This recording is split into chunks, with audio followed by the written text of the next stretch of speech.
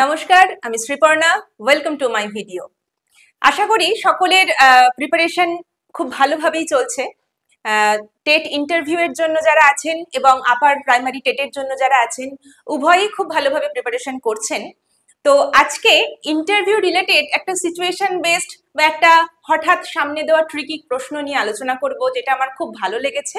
আমার এক দূর বন্ধু আমাকে জিজ্ঞাসা করেছেন। প্রশ্নটা হচ্ছে যে আপনাকে চাকরিটি কেন দেব না। এখন কেন দেব এই প্রশ্নটা হয়েই থাকে এবং আমরা যে যার মতো প্রিপারেশন নিতে পারি বা নিয়েছি নিশ্চয়ই। তো কেন দেব না এই প্রশ্ন যদি করে, তাহলে এর উত্তরটি কেমন হবে দিদি আমাকে একটু জানিও। এটা আমাকে একজন বলেছিলেন। প্রশ্নটা আমার খুব ভালো লেগেছে।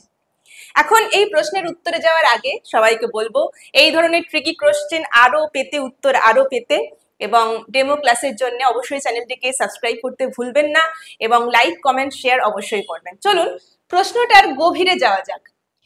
এই যে না শব্দটা ওনারা করেছেন, সত্যিই কি ওনারা চাকরি দেবেন না বলে ওখানে বসেছেন? তা তো নয়, আপনাকে চাকরি দেবার জন্যই ওখানে বসেছে এবং আপনার যোগ্যতা, আপনার দক্ষতা এগুলো বিচার করার জন্য বসেছে। তাহলে আপনি যদি ওদের ফাঁদে পা দেন এবং বলেন যে হ্যাঁ এই কারণে আপনারা আমাকে চাকরিটি দিতে পারলেন না এবং আপনার নেগেটিভ ইম্প্যাক্ট ফেলেন, তাহলে মুশকিল আছে। এবার তাহলে প্রশ্ন হচ্ছে যে তাহলে দিদি আমি উত্তরটা কেমন ভাবে দিতে পারি? তাহলে আমার মতে উত্তরের তিনটি দিক আছে। এই উত্তরটার তিনটি পয়েন্ট হতে পারে। সব শেষে আমি একটা বাক্যে বলে দিই যে কিভাবে হবে, তার আগে একটু আলোচনা করা যাক। তিনটে দিক কেমন? তিনটে দিক কিছুটা এরকম যে ওখানে আপনি গেছেন শিক্ষকতা পেশাটি করার জন্য, তাই তো? এখন একজন শিক্ষক বা শিক্ষিকার কি কি গুণ থাকা দরকার? এক হচ্ছে তার চারিত্রিক গুণ। এবার এই চারিত্রিক গুণগুলো কি?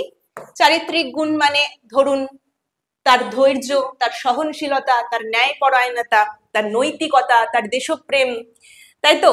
তার একটা কঠিন জিনিসকে সহজভাবে একটা বাচ্চার উপযোগী করে বুঝিয়ে তোলার ক্ষমতা। এরকম অনেকগুলো চারিত্রিক গুণ নিয়ে একজন শিক্ষক হয়। এবং হ্যাঁ, যেটা বললাম যে সহজভাবে বুঝিয়ে তোলার ক্ষমতাটা, এটা, তাই তো?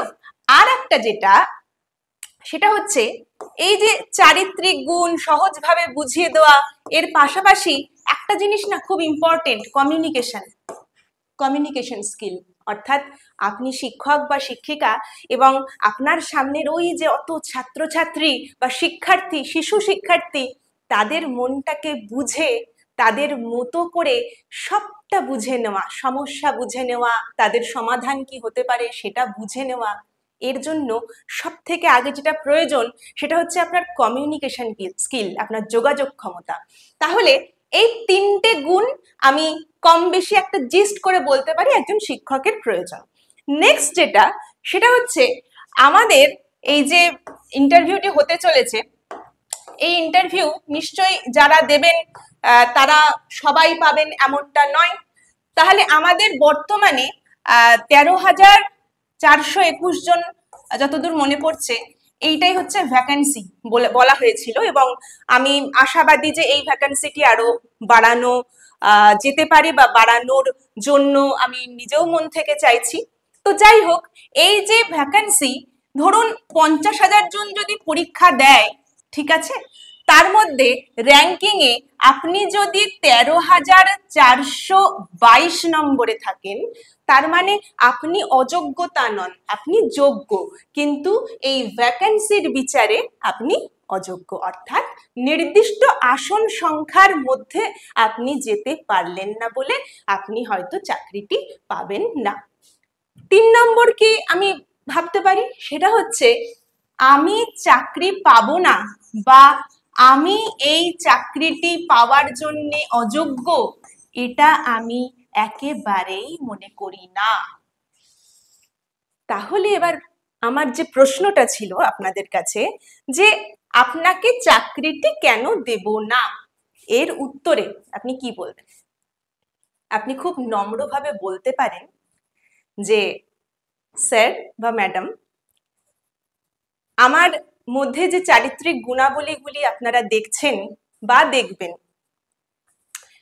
সেইগুলি এবং আমার বাচ্চাদের সাথে আমার যে যোগাযোগ ক্ষমতা, আমার যে জ্ঞান, তাকে কঠিন থেকে সহজভাবে বুঝিয়ে তোলার যে দক্ষতা, এর যে পরিচয়, সেটা যদি আমি এই সীমিত সময়ের মধ্যে আপনাদের সামনে প্রকাশ করে তুলতে না পারি, তাহলে হয়তো আপনারা আমাকে চাকরিটি না দিতে পারেন।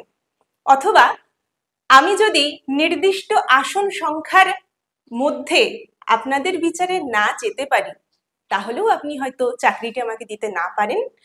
এবং সব শেষে বলবো স্যার, আমার খুব মনে হয় এই চাকরিটি আমার নেশা, এই চাকরি করে আমি আত্মতৃপ্তি পাবো, শিক্ষকতাকে আমি ভীষণ ভালোবাসি, তাই আমার মধ্যে যে গুণগুলি আছে, আমার মধ্যে যে ইচ্ছাগুলি আছে, সেগুলি বাস্তবায়িত করার আমি সমগ্র প্রচেষ্টা করব এবং আমি হয়তো অবশ্যই একজন যোগ্য প্রার্থী, তাই এখানে আপনারা চাকরি দেবেন না এটা আমি ভাবতে পারছি না।